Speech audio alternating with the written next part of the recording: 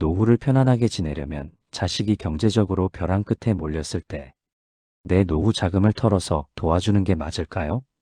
아니면 꽉 쥐고 모른 척하는 게 맞을까요? 많은 어르신께 이 질문을 드리면 10명의 8, 9은 이렇게 대답하십니다. 당연히 도와줘야지. 내 새끼가 빚더미에 앉아 피눈물을 흘리게 생겼는데 늙은 어미가 새방으로 가더라도 밀어줘야지. 내 몸 편하자고 자식 죽는 꼴을 어떻게 봅니까? 맞는 말입니다. 자식이 굽은 어깨로 찾아와 한숨을 쉬면 부모는 그날부터 밥을 넘기지 못합니다. 특히나 그게 딸이라면 친정엄마의 가슴은 더 무너져 내립니다. 그래서 많은 분이 평생 입을 것 안 입고 아등바등 모은 적금을 깨고 피땀 흘려 장만한 집을 금매로 넘깁니다. 내 돈을 쥐어줘서 딸 얼굴에 주름이 펴지면 내 마음도 편해질 줄 알았습니다. 그런데 실제로 전 재산을 자식에게 다 내어준 분들의 얘기를 들어보면 전혀 다른 가슴 치는 사연들이 쏟아집니다. 자식을 살렸으니 고맙다는 소리를 들을 줄 알았는데 오히려 짐짝 취급을 받고 눈치를 보느라 밥 한 술 편히 넘기지 못한다고 합니다. 물론 처음에는 고마워합니다. 하지만 그 후로도 나는 아프지도 말고 그저 자식이 필요로 할 때나 자식이 어려울 때 항상 줄 수 있어야만 합니다. 그것이 돈이던 노동이던 무언가를 줄 수 있을 때 말입니다. 그런데 그게 내 맘대로 되던가요? 이상합니다. 자식 살리려고 내 살점을 떼어줬으니 자식도 나도 행복해야 합니다. 그런데 왜 내 노후가 비참하고 외로워질까요? 오늘은 이 질문에 답이 될 수 있는 세 분의 이야기를 들려드리겠습니다. 세 분 모두 자식을 위해 가슴을 졸였고 기꺼이 희생을 결심했지만 그 결과는 완전히 달랐습니다. 이 이야기를 끝까지 들으시면 노후의 자식과 나 사이에서 어떻게 선을 그어야 모두가 행복해질 수 있는지 그 명확한 기준을 깨닫게 되실 겁니다. 들려드리기 전에 구독과 좋아요 꼭 한번 눌러주세요. 댓글로 여러분의 의견도 남겨주시면 다음 영상 만드는데 큰 도움이 됩니다. 첫 번째, 재혼한 딸을 위해 모든 걸 내어준 김윤정 씨 사연입니다. 72세 김윤정 씨는 전남 광주에서 살고 있었습니다. 남편을 먼저 떠나보낸 빈자리가 문득문득 적적하긴 했지만 둘이서 평생 아등바등 피땀 흘려 장만한 30평대 아파트가 있어 매달 나오는 연금을 쪼개 쓰며 조용히 일상을 이어가고 있었습니다. 그런데 어느 날 딸한테서 전화가 왔습니다.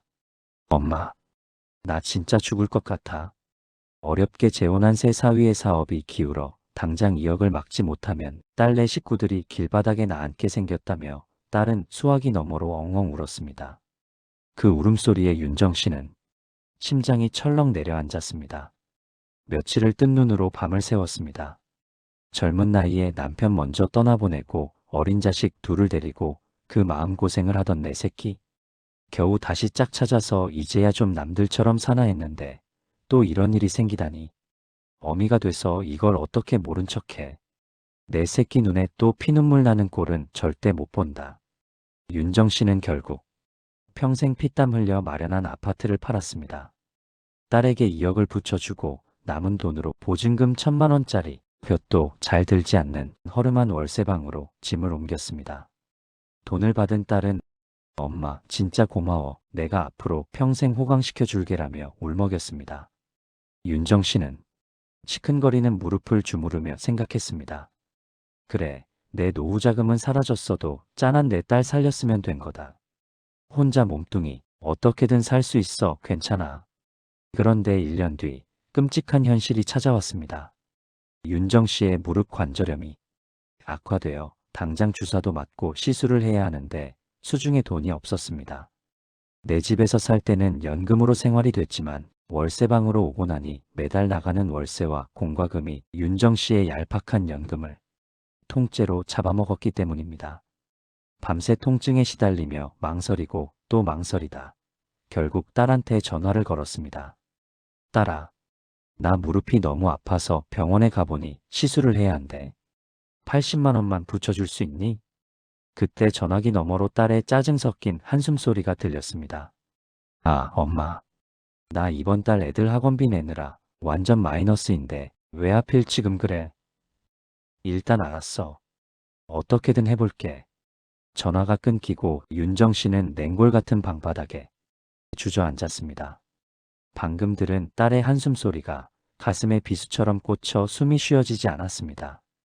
가엾은 내 딸 살리려고 2억을 내어줄 땐 손 한 번 안 떨렸는데 내 몸 아파 80만 원 달라는 소리에는 왜 이렇게 입이 안 떨어지고 죄인이 된 것 같은지.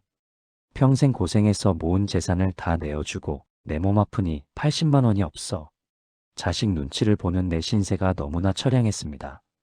김윤정 씨가 잃어버린 건 2억이라는 돈이 아니라 엄마로서의 마지막 자존심이었습니다. 두 번째 이야기입니다. 경기도 화성시에 사는 68세 이영희 씨의 하루는 더 고단하고 시렸습니다. 사실 68세면 요즘 세상엔 아직 한창 일할 수 있는 정정한 나이입니다. 영희 씨도 4년 전 먼저 떠난 남편이 남긴 사망보험금을 은행에 잘 묶어두고 무리하지 않는 선에서 가벼운 소일거리를 하며 조용히 노후를 보내고 있었습니다. 작은 아파트가 있어서 넉넉하지는 않았지만 그래도 살만은 했습니다. 그런데 어느 날 수원에서 살고 있는 딸이 찾아와 발을 동동 구르며 울상을 지었습니다. 엄마, 집값이 하루가 다르게 뛰는데 지금 아니면 우리 평생 내 집 마련 못해. 전세금 빼고 영끌에서 대출까지 꽉꽉 채워받았는데 딱 1억이 모자라. 엄마가 조금만 보태주면 안 돼? 시부모님도 5천만 원 주셨어. 딸의 그 한마디에 영희 씨는 마음이 무너졌습니다. 내 딸만큼은 시어머니 눈치 안 보고 시댁에서 기죽지 않으며 번듯한 자기 집에서 떵떵거리며 살기를 바라는 애틋한 친정엄마의 마음이었습니다. 결국 영희 씨는 든든한 뒷배였던 남편 사망보험금을 몽땅 깨서 1억을 쥐어줬습니다. 그런데 내수 중에 비상금이 땡전 한 푼 없어지자 영희 씨의 삶은 완전히 돌변했습니다. 당장 다음 달 건강보험료와 관리비, 쌀값이 막막했습니다. 자식한테 짐이 되기는 죽기보다 싫었던 영희 씨는 황급히 식당 주방 일자리를 구했습니다. 68세에 일하는 것 자체가 서러운 것은 아니었습니다. 하지만 통장이 텅 비어 당장 밥줄이 끊길 상황이 되니 찬밥 더운 밥 가릴 처지가 못 되었습니다. 결국 일당을 조금이라도 더 쳐준다는 고깃집 주방에 들어가 하루 14시간을 서서 남이 먹다 남긴 불판을 닦고 설거지를 해야만 했습니다. 어느 날 밤 11시 파김치가 되어 텅 빈 집에 들어왔습니다. 저녁은 식당에서 대충 때웠지만 온몸에 찌든 고기 냄새를 씻어낼 기운조차 없어 소파에 털썩 주저앉았습니다.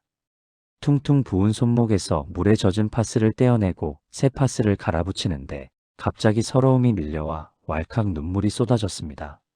내가 이 나이에 굳이 안 해도 될 고생을 대체 왜 하고 있는 거지?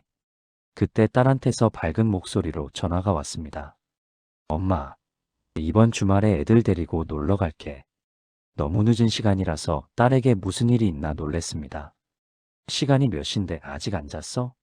응, 낮에는 엄마 일하시는데 전화 걸면 눈치 보일까봐 일부러 엄마가 집에 오실 시간 맞춰 전화했어. 한편으로는 아무 일도 없다는 것에 마음이 놓인 영희 씨였습니다. 그러나 예전 같으면 뛸 듯이 반가웠을 텐데 영희 씨는 덜컥 겁부터 났습니다. 눈에 넣어도 안 아플 손주들이 오면 고기라도 굽고 용돈이라도 쥐어줘야 하는데 주머니가 텅 비었으니까요. 내 가난한 꼴을 딸에게 들킬까봐 영희 씨는 황급히 둘러댔습니다. 나 이번 주말에 식당 특근 있다. 오지 마라. 전화를 끄는 영희 씨는 빈방에 우두커니 앉아 핸드폰 속에 있는 손주들 사진만 하염없이 쓸어 넘겼습니다. 눈물 나게 보고 싶은데 가난해진 내 처지 때문에 오지 말라고. 거짓말을 해야 하는 현실이 서러워 소리내어 울었습니다. 딸에게 1억을 쥐어주고 영희 씨가 잃어버린 건 남은 인생 든든한 여유와 손주를 맘 편히 안아볼 시간이었습니다. 세 번째, 딸에게 선을 그은 박수님 씨 이야기입니다. 윤정 씨는 자존심을 잃었고 영희 씨는 여유와 시간을 잃었습니다. 두 분 다 딸을 위해 피와 살을 내어주었지만 돌아온 건 눈치를 보는 서글픈 현실이었습니다. 그런데 전혀 다른 선택을 한 분이 있었습니다. 대전에 사는 74세 박수님 씨입니다. 수님 씨는 딸이 중학교 2학년 때 사고로 남편을 보내고 30여 년 모진 세월을 다 견디며 정말 열심히 살았습니다. 딸이 있어 힘들기도 했지만 딸이 있어 견딜 수 있었습니다. 살다 보니 좋은 시절도 있어 아파트도 한 채 마련하고 하나뿐인 딸도 시댁에 체면 치레는 할 만큼 준비해서 결혼도 시켰습니다. 그렇게 평탄하게 노후를 살아가면 되었습니다. 어느 날 딸이 찾아와 떼를 썼습니다. 수님 씨도 처음엔 윤정 씨처럼 자식에게 모든 걸 내어줄 뻔했습니다. 엄마, 나 이번에 카페 부도나면 진짜 끝이야. 가만 보니까 엄마 혼자 사는데 이 큰 아파트가 무슨 필요가 있어? 차라리 이참에 집을 정리하고 우리 집에 들어와서 같이 살자. 엄마도 혼자 적적하지 않고 가게 나갔을 때 엄마가 애들 봐주면 나도 마음 편하고 얼마나 좋아. 우리 합치면 엄마 집은 필요 없으니까 이거 정리해서 내 급한 불 좀 끄자. 어때? 엄마는 그냥 집만 싸서 오면 돼. 정서방 서재로 쓰는 방 엄마 방 하면 되니까. 돈이 급해서 집을 합치자는 속이 빤히 보이는 수작이었지만 자식 이기는 부모 없다고 수님 씨는 또 마음이 약해졌습니다. 그래, 어차피 혼자 적적했는데 내 새끼 빚도 갚아주고 예쁜 손주들도 매일 안아보면 나한테도 좋은 일이지. 수님 씨는 결국 못 이긴 척 딸의 부탁을 들어주려 당장 부동산에 집을 내놓을 채비를 했습니다. 그런데 현관문을 나서려던 수님 씨의 발걸음이 멈춰졌습니다. 얼마 전 다녀온 여고동창회 모임이 문득 떠올랐기 때문입니다. 그날 모임에 한 친구가 안 보였는데 알고 보니 그 친구 딸이 돈이 급했던 모양입니다. 친구는 집까지 팔아서 다 대줬다가 쫄딱 망했답니다. 그래서 지금 그 나이에 식당 주방에서 뼈 빠지게 일하느라 창피해서 모임조차 못 나온답니다. 모임에 나온 친구들이 자기 일이 아니라서 그런지 걱정 반, 손가락질 반 수군대던 기억이 번쩍 스친 겁니다.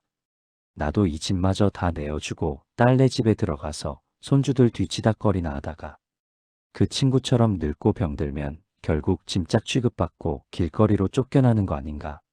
수님 씨는 며칠을 밥도 못 먹고 알아누웠습니다. 그리고 마침내 수화기를 들고 덜덜 떨리는 목소리로 딸에게 말했습니다. 딸아, 이 집 절대 못 판다. 나중에 내 병원비, 간병비 할 돈이야. 내가 죽고 나서 남으면 어차피 다 네 거니까 지금은 네 힘으로 알아서 살아라. 딸은 엄마가 어떻게 그렇게 매정하냐며 소리를 지르고 전화를 끊었습니다. 사위도 서운했는지 한동안 명절에도 찾아오지 않았습니다. 수님 씨는 가슴이 갈기갈기 찢어지는 것 같았습니다. 내가 너무 모질었나? 이러다 내 새끼랑 영영 인연이 끊기는 거 아닌가? 매일 밤 텅 빈 거실에 앉아 천장을 보며 눈물을 훔쳤습니다. 전화벨만 울려도 혹시 딸일까 싶었습니다. 극심한 스트레스와 마음고생으로 욱신거리는 무릎을 절뚝이며 허둥지둥 달려갔지만 끝내 딸의 목소리는 들을 수 없었습니다. 그깟집이 뭐라고 가엾은 자식을 사지로 몰았나 하는 죄책감에 가슴을 치다가도 아니다. 내가 내 돈을 쥐고 있어야 나중에 그 애가 진짜 무너졌을 때 비빌 언덕이라도 되어줄 수 있다며 억지로 마음을 다잡았습니다. 딸에게 버림받았다는 두려움과 지독한 고독 속에서 하루하루 피가 마르는 지옥 같은 시간이었습니다. 그런데 1년 뒤 놀라운 일이 벌어졌습니다. 엄마 돈을 못 받게 된 딸은 어떻게든 살아남으려고 밤낮 없이 뛰어다녀서 결국 자기 힘으로 위기를 넘겼습니다. 그리고 명절에 훌쩍 야윈 모습으로 찾아온 딸이 멋쩍게 꼬깃하게 접혀진 용돈 봉투 하나를 툭 내밀며 말했습니다. 엄마, 나 진짜 죽다 살아났어. 근데 그때 엄마 집까지 다 팔아서 날렸으면 나 진짜 평생 친정도 못 오는 불효녀가 될 뻔했어. 엄마가 집 안 팔고 버텨줘서 고마워. 딸은 단호했던 엄마를 원망한 게 아니라 오히려 자기 노후를 꿋꿋하게 책임지는 당당한 엄마를 진심으로 존중하게 되었습니다. 독하게 거리를 두고 내 돈을 지켰더니 자식도 강해지고 엄마의 존엄도 지킬 수 있게 된 겁니다. 마지막으로 자식에게 대우받는 3가지 원칙을 말씀드리겠습니다. 이 3분의 엇갈린 이야기가 우리에게 말해주는 진실은 단 하나입니다. 노후에 진짜 필요한 건 조건 없는 희생이 아닙니다. 자식에게 뼛속까지 내어줘도 결국 버림받고 짐짝 취급을 받는 부모들이 너무나 많습니다. 자식에게 끌려다니지 않고 끝까지 대우받으며 살려면 이 3가지를 반드시 명심하셔야 합니다. 첫째, 내 공간을 반드시 지키십시오. 아무리 좁고 낡아도 내 집, 내 공간이 있어야 숨을 쉴 수 있습니다. 자식 도와주느라 새방으로 밀려나면 그때부터 부모의 삶은 한없이 작아지고 초라해집니다. 둘째, 내 돈이 마지막 생명줄임을 자식에게 분명하게 각인시켜 주십시오. 자식 앞에서 돈 문제로 헐거운 태도를 보이면 안 됩니다. 이건 내가 아플 때 간병인 쓰고 내 존엄을 지킬 마지막 방어막이니 절대 탐내지 마라라고 쐐기를 박아야 합니다. 셋째, 거리를 두는 것을 두려워하지 마십시오. 수님 씨처럼 덜덜 떨리는 두려움을 꾹 참고 이겨내야 합니다. 돈 안 준다고 부모를 안 볼 자식이라면 일찍 겪는 편이 낫습니다. 엄마가, 아버지가 먼저 내 마음을 단단히 챙겨야 자식도 감히 함부로 대하지 못하고 스스로 자립할 힘을 기릅니다. 내 노후 자금을 꽉 쥐고 자식에게 선을 긋는 것은 결코 모질고 이기적인 게 아닙니다. 당장은 미안한 마음도 들겠지만 오히려 훗날 내가 쓰러졌을 때 내 사랑하는 자식들 어깨에 감당 못할 무거운 병원비 짐을 지우지 않고 스스로 책임지는 가장 깊고 묵직한 진짜 사랑입니다. 지금 혹시 자식의 굽은 어깨와 한숨소리 때문에 내 집을 내놓으려 하거나 낡은 통장을 만지작거리는 분이 계시다면 한 번만 더 생각해 주십시오. 여러분의 노후는 여러분 자신의 것입니다. 자식의 짐을 대신 져주려 하지 마시고 내 공간에서 내 생명줄을 꽉 쥐고 당당하게 버텨내시길 바랍니다. 오늘 이야기가 여러분의 묵직한 선택에 작은 위로와 지침이 되었기를 진심으로 바랍니다. 긴 이야기 끝까지 들어주셔서 감사합니다. 다음 영상에서도 우리 삶의 피가 되고 살이 되는 보약 같은 지혜로 찾아뵙겠습니다. 구독과 좋아요 꾹 눌러주세요. 여러분의 소중한 의견이나 겪고 있는 갈등이 있으시면 댓글로 남겨주세요. 하나하나 읽어보고 다음 영상으로 답변 드리겠습니다. 감사합니다.